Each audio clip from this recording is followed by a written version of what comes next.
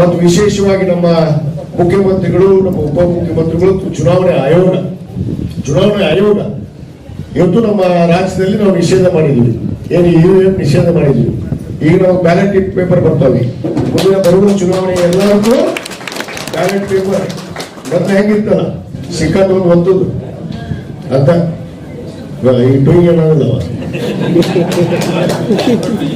ಈ ಟೊಯ್ ಅನ್ನೋದ್ರಲ್ಲಿ ಮೋದಿ ಟೊಯ್ ಅಂತಿದ್ದಂತೆ. ಈಗ ನೀವು ಒತ್ತಿದ್ರೆ ಸಾಕ ಅಲ್ಲ ಬಟನ್ ಒತ್ತಿದೆ ಹಂಗೆ. ಅದಕ್ಕೀಗ ಮತ್ತೆ ಬ್ಯಾಲೆಟ್ ಪೇಪರ್ ಅನ್ನ ತರುವಂತ ವ್ಯವಸ್ಥೆ ಆಗಿದೆ. ಈ ರೀತಿ ಈ ರಾಜ್ಯದಲ್ಲಿ ಇನ್ನು ಮುಂದೆ ಯಾವ ಚುನಾವಣೆ ನಡೀತಾವು ಬ್ಯಾಲೆಟ್ ಪೇಪರ್ ಮೇಲೆ ನಡೀತಾವು.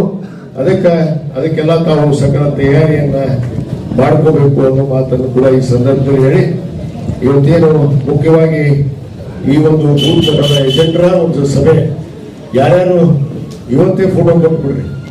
ಮತ್ತೆ ಮ್ಯಾಚಿಂಗ್ ಅದು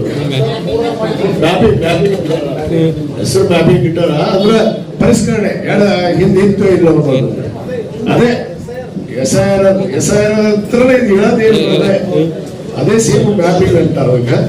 ಅದಕ್ಕೆ ಅದನ್ನ ಕರೆಕ್ಟ್ ಆಗಿ ನೋಡ್ಕೊಂಡು ಇವತ್ತು ಮಾಡುವಂತ ಕೆಲಸ ಆಗ್ಬೇಕು ಅನ್ನೋ ಮಾತನ್ನ ಈ ಸಂದರ್ಭದಲ್ಲಿ